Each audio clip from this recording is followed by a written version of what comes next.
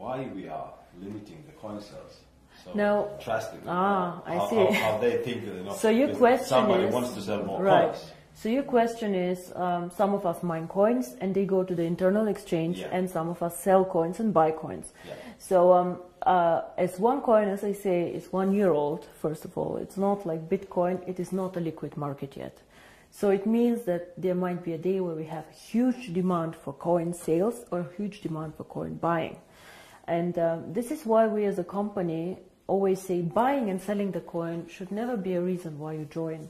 The coin actually needs to be used. So we need to have some time, and I say always it's 3 to 5 years until we really manage to have a usability and a liquid market where you can do unlimited sales and buying actually on the market. Until then, Kari, if you do not have limits, for example, what can happen is that one person with a huge sales order or huge buy order can distort the price a lot. And this is what happens to Bitcoin often. I don't know if you see all this going up, down in a very, very big amount. And this is called volatility, and we do not want to have a very big volatility for our coin. People do not understand how it can be that Bitcoin today is worth $500 and tomorrow only 400 within a day. This is very disturbing, and if you are a merchant who takes Bitcoin, you don't want to have this. Because you want to be sure that if you take a Bitcoin today, it will not be valued 20% or 30% less tomorrow. Of course, you're very happy if it's valued 30% more, but it goes both sides. Absolutely, yeah. So cryptocurrency is one of the riskiest assets actually out there. High volatility, low liquidity on the markets. So for us to achieve a high liquidity, we need to work first on the value creation of the coin, on the liquidity, and it will take time. So all these people, why we have created this exchange? We have created it so people can learn to trade it, but it's not a self, the idea is not just that we go buy and sell the coin there, but we wait for the usability of the coin.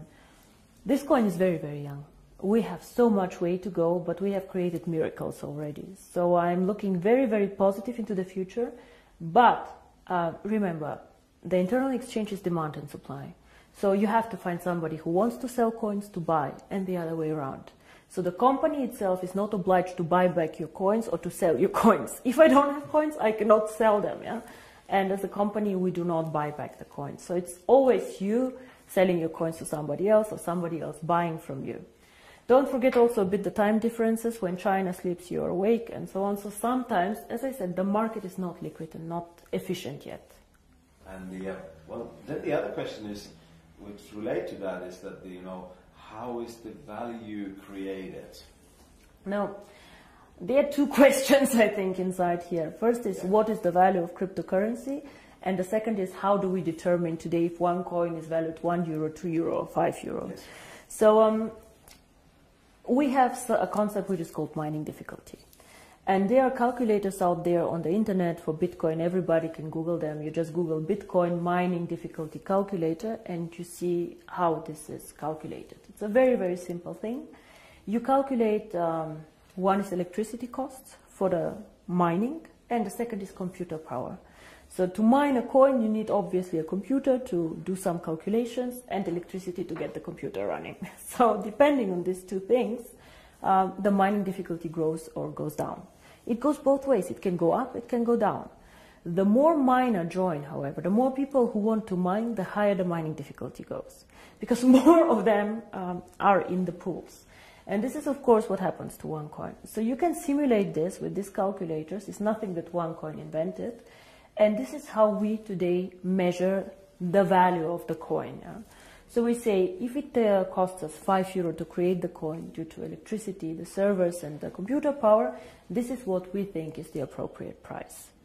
Of course, it fluctuates up and down based on demand and supply, but always in a corridor actually that we have set. So this is how we determine the price today. And the second question that you had actually is, yeah, but one day we go to the open market, so how do we know what is the value of this cryptocurrency? Why is Bitcoin worth $400 and not 1,000 or whatever? And here, in my opinion, there are two things how we determine the value of cryptocurrency. Cryptocurrency is not backed up by anything. We know this. So it's actually worthless. So it's not backed up by gold. It's not backed up by any other asset. OneCoin is not backed up. Yeah? Bitcoin is not backed up. But there's still value inside, and I tell you why. One is, first of all, the brand. Bitcoin currently have a very strong brand. Everybody knows them. They were the first one.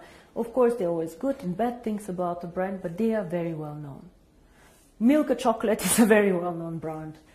Procter & Gamble are a very, very strong brand. So the more people joining OneCoin and the more people speaking about OneCoin, the stronger our brand becomes. And this, I think, is something that makes us really a family, because if you go in the network marketing approach and go and sell shampoo, it does not make you stronger if somebody on a sideline sells shampoo. Only your downline makes you happy. But here, if another team makes OneCoin popular out there, this makes also your coin stronger and your team stronger. And this is something very, very special about OneCoin, I think. And so the brand. And we have currently about 2 million paid members. In the database, we have over 10 million people who know about OneCoin. So we for sure have more users than Bitcoin, for sure. We are different, we are in a different system, but there are 2 million people who tomorrow could start using the coin if we want to. And this is great.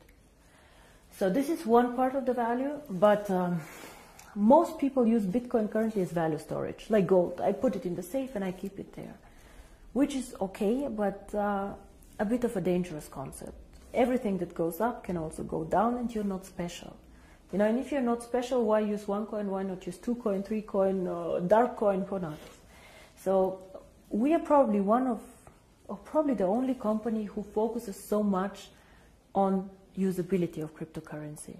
Why cryptocurrency? How can it change the world? And our 2 slogans are the future of payments or join the financial revolution. We believe that actually cryptocurrency can be a vehicle for money transfers. So for example, as you do Western Union transfers, you can use cryptocurrency to do a transfer. Fast, borderless payments. And there's a huge demand for this. 2 billion of people have no bank account. 2 billion. Of course, we cannot capture all of them. But again, if we capture only 10 million or 100 million people, it's a network. It grows so fast. We see what happened, you know.